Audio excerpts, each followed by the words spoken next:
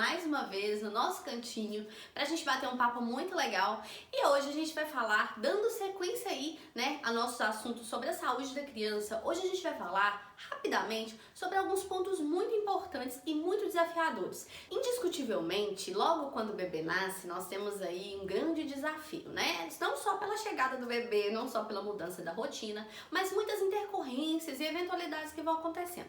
Um dos piores terrores, eu digo, dos papais e das mamães são as famosas cólicas. Que são isso? Que cólicas são essas e por que elas acontecem? Vocês sabem? Cólicas, pessoal, nada mais é que o intestino da criança sendo obrigado a desenvolver sua funcionalidade, ou seja, ele está sendo obrigado a trabalhar. Eu vou explicar para vocês entenderem melhor. Porque quando o bebê está em formação, ele está lá no útero, em desenvolvimento, em formação, ele recebe a nutrição para ganho de peso, para o seu desenvolvimento, para tudo. Porém, ele não tem metabolismo ativo para fazer com que seu relógio biológico funcione cronometradamente. O que é isso, Gisele? Fazer a criança sentir fome, fazer ela ter vontade de fazer xixi, fazer ela ter vontade de fazer cocô e assim fazer a rotina da criança começar a se instalar. E o que acontece após nascer? Já que lá, dentro do útero, o bebê está recebendo essa nutrição através das veias, das artérias, através da nutrição placentária, quando conhecemos, quando o bebê nasce, ele começa, o seu organismo em si, ele começa a ter outro tipo de funcionamento. E esse funcionamento inclui, né, sentir fome, sentir sede e fazer com que ele tenha ali aquela demanda para procurar o peito e nutrir-se daquele leite materno ou leite artificial, se assim estiver sendo utilizado. E todo esse processo, né, de introdução de leite, seja o leite do peito, seja o leite artificial, promove mudanças no organismo da criança. Por quê? Uma vez que ele começa a ter metabolismo, começa a fazer rotina, horários para mamar ou livre demanda, né, sente fome, sente sede, o próprio organismo da criança começa a ter que se adaptar com todas aquelas condições.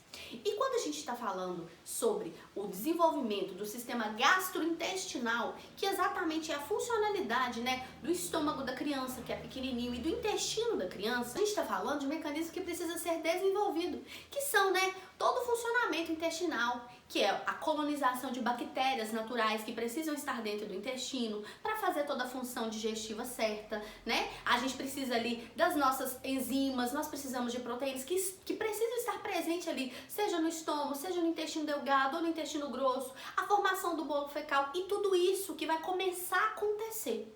Só que a gente está falando de um bebê que não tinha metabolismo ativo. Nós estamos falando de um bebê que não tinha, né, toda uma rotina alimentar, uma rotina de funcionamento intestinal. E que agora vai ser obrigada a ter. Mas, Gisele, como que ele vai adquirir essas bactérias, essas proteínas, esses aditivos que vão fazer o intestino funcionar? Através da alimentação. O alimento que o bebê recebe, o leite que o bebê recebe, vai favorecer a colonização de bactérias, a colonização, né, de muitos micro-organismos que precisam estar presentes ali na região gastrointestinal da criança para fazer com que ele tenha a digestão, para que ele tenha a saciedade, para que ele tenha, né, a rotina de amamentar, de mamar, de sentir sede e tudo mais.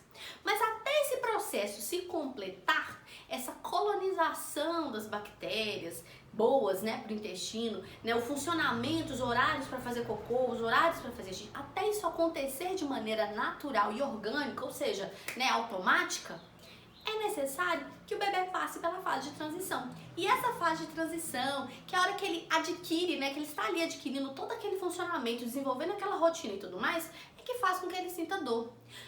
A cólica, na verdade, não são gases que o bebê vai ter. Tem gases? Sim, claro que tem, né? A barriguinha fica inchadinha, os gases ficam presos. Como eu expliquei, o intestino está começando a funcionar. Então, para ele poder soltar pum e liberar esses gases, ele ainda está aprendendo. Concordam comigo? Mas, além disso, nós temos também o processo de amadurecimento desse órgão em si. A gente tem um processo, né, de adaptação, de amadurecimento desse intestino que vai acontecer de maneira gradual. E por isso dói, porque vai provocar dor, vai provocar as cólicas, que é exatamente esse desconforto intestinal que a criança tem. E muito choro, né, e noites de sono perdidas, e você dá um chá que não resolve, e você dá um Lufital que também não resolve, mas isso vai acabar sendo eliminado com o tempo, porque do 0 até os 3 meses de vida, a criança ainda está nesse processo de transição, está nesse processo de adaptação. E é exatamente isso que acontece. Cólica não é um bicho de 7 cabeças. Cansa, cansa muito, esgota, nossa, muito. Leva a mãe a um ponto assim de exaustão de fato. Concordo. Realmente isso acontece. As mães chegam para mim nas puericulturas e dizem, pelo amor de Deus, o que eu faço? Por isso nós temos, né, o apoio aí de fitoterápicos, tem medicações fitoterápicas inclusive que podem ser, inclusive são dadas para o bebê para alívio, tanto do bebê quanto da mãe, nesse processo complicado. E mais do que isso, incentivar cada vez mais essa introdução do aleitamento materno. Falando em aleitamento materno, além das cólicas, o processo inicial de nutrição, né, é muito desafiador. Nós temos várias opções a serem, né, que são nos apresentadas. Mas a mais saudável, sem sombra de dúvidas, como uma boa defensora, é o aleitamento materno. E nós temos ele de vários tipos. Por exemplo, nós temos o aleitamento materno simples, que é quando a mãe não consegue amamentar, mas ela consegue ordenhar, ou seja, tirar o leite do peito e dar numa chuquinha, num copo, para a criança tomar. É aleitamento materno? Sim, é aleitamento materno também. Nós temos o aleitamento materno exclusivo, que é quando a criança mama apenas o peito. Mais nada, não toma água, não toma chá, não tem nem suco, nem nada antes dos 6 meses. Dos 0 a 6 meses ela só se alimenta no peito. E acredite, é só o que ela precisa. Peito é maravilhoso, leite materno é vida, é fantástico e é muito saudável, tanto para a mãe quanto para o bebê. É só o que ela precisa, mais nada. Acreditem, faz muita diferença e tem de fato muito impacto na vida da criança. Nós temos o aleitamento materno predominante, que é o aleitamento materno no qual a criança nutre-se, né? Ou seja, ela alimenta-se do peito, do leite materno, certo? Mas aí ainda assim a mãe pode introduzir, e já introduziu chás, já introduziu água. Por que, Gisele, tem essa diferença? Porque o leite do peito é um alimento completo. Então o primeiro leite que sai é para matar a sede da criança, é para dar saciedade, é para hidratar aquela criança. O segundo e último leite do peito que sai é exatamente para matar a fome da criança, que está rico em gordura, que está bastante rico e concentrado em ácidos graxos, que está concentrado em células de defesa, que vai aí reforçar o sistema imunológico da criança e que principalmente vai fazer com que ela tenha saciedade aí por um período de horas equivalentes às mamadas que ela tem, 2 em 2 horas ou 3 em 3 horas. Por isso, a gente chama de aleitamento materno exclusivo ou predominante, que é quando a criança recebe esse leite de peito e consegue aí ter saciedade por um período mais longo. E por isso também ele é considerado um alimento completo. Nós temos o aleitamento materno misto, que é quando a mãe dá, além do leite materno, ela também oferece fórmulas. Tá errado? Não, não está errado. É opcional. Claro que, mais uma vez, eu reforço, não há necessidade de introdução de fórmulas, a não ser que ainda não tenha se encontrado um eixo para que a criança consiga mamar nas frequências certas e ter um ganho de peso satisfatório. Que vai variar aí em torno de 800 até 1 quilo por mês, de acordo com a frequência das mamadas. Então o aleitamento materno misto, ele vem tanto com o leite do peito, como também com a introdução, né, de fórmulas infantis para auxiliar nesse processo de nutrição, né, e de saciedade da criança. Nós temos o aleitamento materno inexistente, que é a realidade de muitas mães que infelizmente não conseguiram introduzir, né, todo esse mecanismo de oferta do leite materno, de rotina de amamentar, de produção, né, de leite materno através das glândulas mamárias e optou, né, e foi o mais seguro, né, introduzir aí as fórmulas, sejam elas de qual marca for, mas que foi o que deu mais certo, né, e que inclusive está favorecendo o ganho de peso, inclusive, né, a boa nutrição, o ganho de peso satisfatório para a criança e o desenvolvimento adequado. Todos esses tipos de aleitamento materno que eu trouxe para vocês fazem parte da nossa realidade, fazem parte da realidade de muitas mães. E não existe, gente, vou falar bem a verdade, não tem o certo e o errado, que eu não tô aqui para levantar bandeira e nem condenar ninguém. A gente sempre vai incentivar o leite materno por ser um alimento completo, benéfico, não só para a mãe, não só para o bebê, mas de uma forma geral.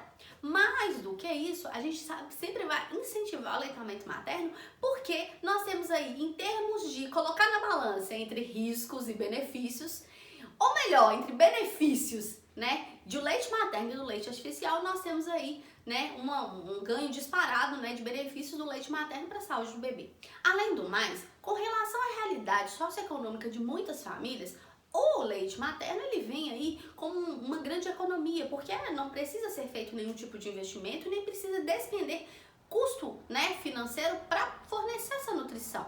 Então, temos aí, né, uma economia muito grande por ser um alimento muito bom para a saúde e que não gera nenhum tipo de gasto, nem para a mãe e nem para o bebê. Fora isso, nós temos também, né, os benefícios que vão aí inimagináveis. E além dessa questão que eu citei da relação de desenvolvimento intestinal da criança, o leite materno ele favorece muito mais beneficamente, vamos dizer, né, passar por esse processo de cólicas, de adaptação, de desenvolvimento do intestino de uma maneira mais confortável do que os leites artificiais, que na maioria das vezes acabam ressecando um pouquinho a criança, né, prendendo um pouquinho mais o intestino, aumenta um pouquinho essas cólicas e acaba gerando um transtorno maior. Mas como eu disse aqui, eu não estou aqui para levantar bandeira e nem acusar e nem apontar nada. É simplesmente mostrar para vocês quais as opções nós temos e aquilo que é mais viável. Mas é claro que eu sempre defenderei o aleitamento materno. Logo em seguida, nós temos aí, a partir do 5º, 6º mês de vida da criança, nós temos o começo da introdução alimentar. Que é isso, Gisele? O bebê, ele alimenta-se exclusivamente do peito até 6 meses, certo? Certo, ok.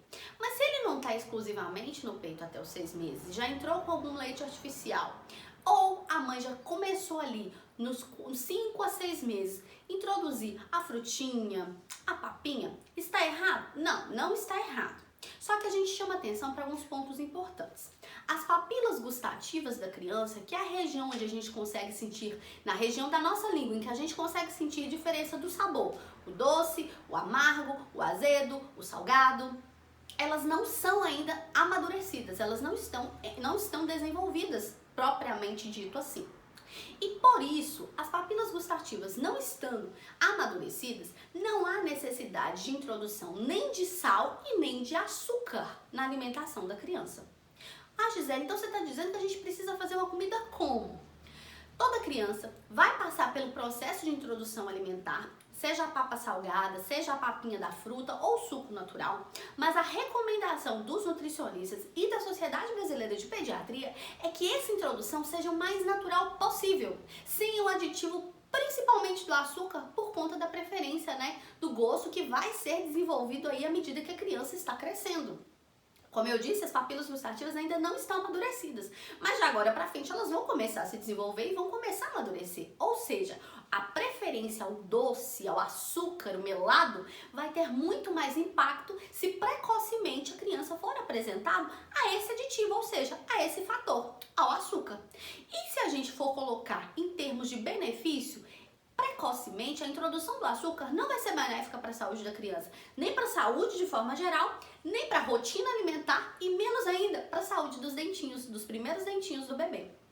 Por que eu sempre pego, né, nesse ponto e sempre oriento as mães a não introduzir, pelo menos até o 1º ano de vida, não introduzir nada de açúcar, porque não tem necessidade. Se você der o alimento para a criança, logicamente, né, bem higienizado e bem processado, ou seja, se você fez com pouquíssimo tempero, pouquíssima gordura e principalmente optou por coisas mais saudáveis, descascar mais e desembalar menos, vamos dizer assim, né, frutas, verduras, mas de uma forma mais natural, com que ele possa absorver todos os nutrientes que esse alimento proporciona, melhor vai ser a aceitação e o desenvolvimento da rotina alimentar da criança. Porque quanto mais aditivo for introduzido e principalmente o açúcar for precocemente apresentado para a criança, menos benéfico vai ser, porque justamente vai ser mais trabalhoso para a criança compreender que a comida salgada, ou seja, a papinha inicial, é muito importante, faz parte da rotina agora do almoço e do jantar, e assim ele não vai dar tanto trabalho, né? Porque o doce ainda não lhe foi apresentado e assim ele não vai ter essa preferência para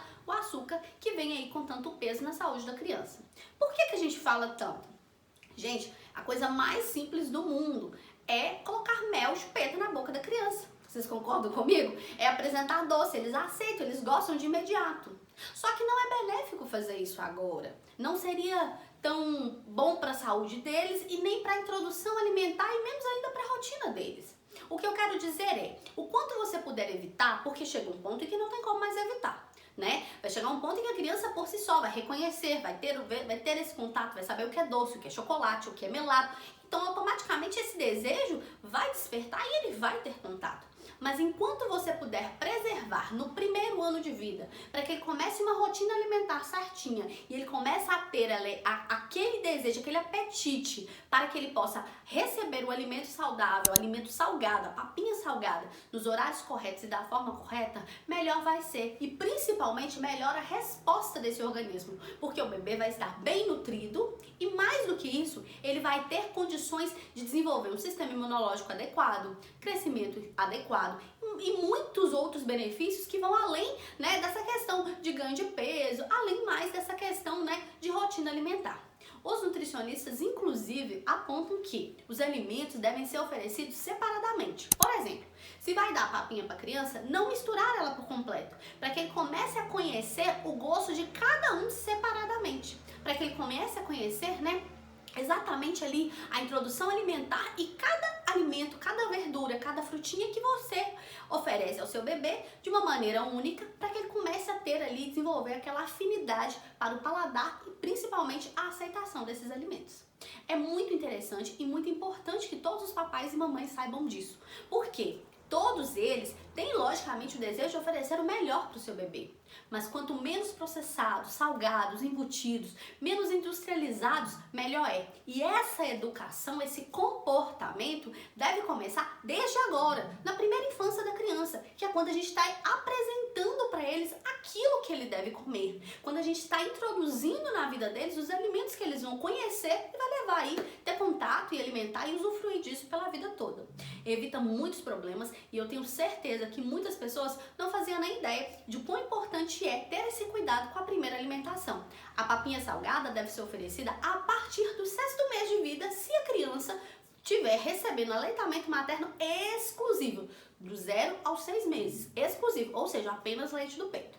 Se a criança estiver recebendo aleitamento misto ou não estiver no aleitamento materno, a papinha salgada pode sim começar a ser introduzida junto com a papinha de frutas a partir do 5º mês de vida, sem risco nenhum, desde que da forma mais natural possível, quando o suco for totalmente natural, não precisa colocar açúcar, não tem essa necessidade, e a papa salgada seja de uma forma muito tranquila e, mais do que isso, mais saudável possível, com bastante verduras, alimentação colorida, rica em fibra, rica em verduras, e não precisa fazer loucura não, gente, às vezes até da horta mesmo, do fundo da sua casa. E alimentos de qualidade, coisas simples, batata, cenoura, inhame e outros alimentos que são muito benéficos à saúde, beterraba, né, folhagens verdes, enfim. Eu tenho certeza que existe uma gama de alimentos que podem ser oferecidos para a criança, inclusive eu vou fazer um vídeo específico falando sobre a alimentação da criança, que é muito importante. Quero trazer, inclusive, a participação de uma colega nutricionista fantástica, que trabalha junto comigo e que atua fielmente nesse processo de orientação, de coordenação do setor de vigilância e que traz com muito mais efetividade os benefícios e os riscos de uma alimentação mal introduzida na saúde da criança logo na primeira infância. Tá bom? Então, meus amores, muito obrigada pelo carinho. Nosso bate-papo hoje foi exatamente sobre essas cólicas, sobre o tipo de aleitamento e sobre a primeira introdução alimentar. É muito importante que todos vocês saibam, é muito importante que todos vocês tenham esse cuidado e, mais do que isso, que vocês possam aí oferecer cada vez mais alimentos de qualidade, cada vez mais se informarem sobre os cuidados com a saúde dos pequeninos, que tentem a crescer fortes e saudáveis se as primeiras ações começarem agora. Um grande beijo, obrigada pelo carinho, não se esqueçam de se inscrever no canal, não se esqueçam de ativar o sininho para vocês receberem as notificações de vídeos novos, que todo domingo sai, inclusive domingo agora tem vídeo novo no canal e tá incrível, eu espero que vocês gostem. Manda esse vídeo para um monte de mamães que vocês conhecem, mamães de primeira viagem, papais de primeira viagem e as pessoas que talvez não tenham esse conhecimento, que talvez não saibam da importância de cuidar da alimentação logo nos primeiros meses de vida do bebê. Eu aguardo vocês, deixem seu like, deixem suas dúvidas aqui embaixo nos comentários, eu estou à disposição e vou amar responder todo mundo, tirar as dúvidas de vocês, vai ser um prazer. Obrigada pelo carinho, um beijo e até a próxima. Tchau!